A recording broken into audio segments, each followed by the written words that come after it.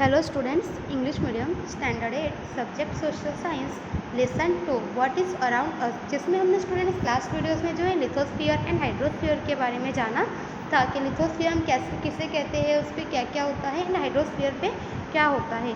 आज हम यहाँ पे जो है थर्ड जो स्फीयर है अर्थ एटमोसफियर, उसके बारे में जानेंगे।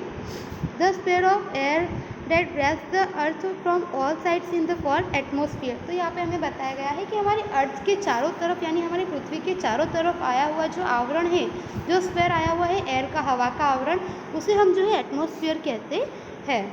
It extends the approximately up to 1600 kilometre from the surface of the earth. कि ये हमारी अर्थ यानी पृथ्वी से जो है 1600 किलोमीटर में जो है फैला हुआ है। It can not be seen clearly with the naked eye like the atmosphere and hydrosphere. Atmosphere is composed of various gases, water, vapor, dust, particles, smoke, salt, microorganisms, etc. तो यहाँ पे हमें क्या बताया गया है कि हम जैसे लिथोस्फीयर को, हाइड्रोस्फीयर को देख सकते हैं, उसी तरह से हम एटमोस्फीयर को जो है हमारी आंखों से देख नहीं सकते, क्योंकि इसका कोई टेस्ट नहीं होता, इसका कोई रंग नहीं होता है, यह जो है स्वादहीन, रंगहीन होता है। इसमें जो है काफ़ी सारी गैसेस इंक्लूड होती है, वाटर वेपर यानी कि जो वाष्प वगैरह होती है वो होती है, धूल के रजकण वगैरह जो है वो सब होता है, और माइक्रो ऑर्गेनिजम्स वगैरह जो सूक्ष्म रजकण वगैरह होता है, जिसकी वजह से हम एटमोसफियर को जो है हमारी आंखों से देख नहीं सकते।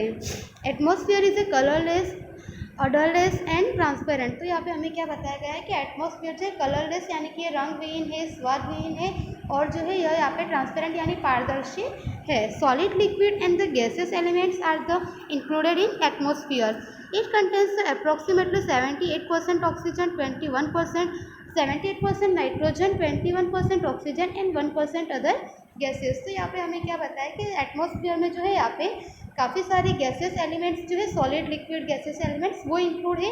उसमें जो है अप्रोक्सीमेटली 78% जितनी जो है नाइट्रोजन गैस है, 21% ऑक्सीजन गैस है, एंड अदर 1% जो है अदर गैसेस है, जिसमें कि जो है यहाँ पे carbon dioxide, carbon monoxide and जो मीथेन वगैरह गैस है वो सारी इंक्लूड होती है। When we go higher from the surface of the earth, the amount of most of the gases in the atmosphere decreases। तो यहाँ पे हमें क्या बताया गया है कि हम जैसे भी जो है यहाँ पे जो भी है पृथ्वी से हमारे अर्थ सरफेस जो है ऊपर की तरफ जाते हैं, पर्वतों की तरफ वगैरह जैसे जाते हैं, तो वहाँ पे जो है ये सारी गैसेस जो है इनका प्रमाण जो है वह काफ़ी कम हो जाता है। तो वहाँ पे हमें सारी गैसेस जो है वह कम होती है। Carbon dioxide gas is heavy, so it is found more in the lower layer in the air. तो यहाँ पे हमें क्या बताया कि कार्बन डाइऑक्साइड जो है वो काफ़ी हैवी गैस है, जिसकी वजह से जो है हम अर्थ की लेयर में जितने हम अंदर जाते हैं लोअर, उस वहाँ पे हमें ये जो गैस है कार्बन डाइऑक्साइड वो ज़्यादा वहाँ पे मिलती है।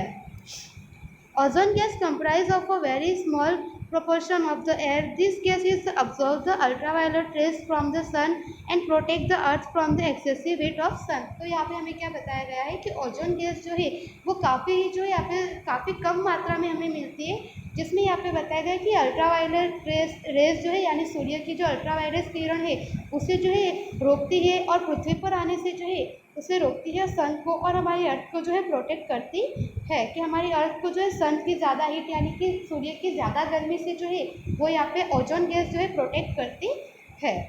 Then after this gas is more in the purporting in the moving in the open ground in the air near in the sea. तो यहाँ पे हमें क्या बताया कि यह गैस जो है हमें ज़्यादातर जो खुले समुद्र वगैरह का जो होता है, समुद्र किनारा वगैरह वहाँ पे मिलती है।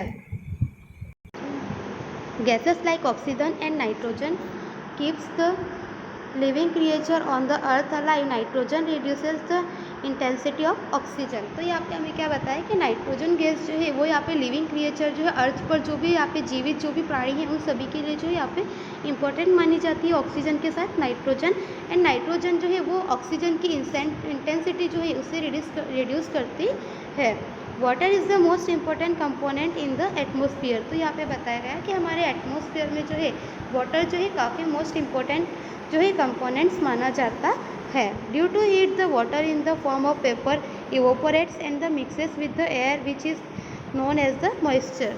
तो यहाँ पे हमें क्या बताया गया है कि सूर्य की जो यहाँ पे गर्मी के साथ वगैरह जो है यह पानी की जो है बाष्प, यह जो पानी है मिल जाता है, जो बाष्प स्वरूप में बनता है, और यह मॉइस्चर की तरह जाना जाता है। The process of cooling of vapour is called the condensation, तो यहाँ पे हमें बताया गया है कि बाष्पीभवन की जो प्रक्रिया है इसे कंडेंसेशन मीन्स कि हम घनीभवन कहते हैं।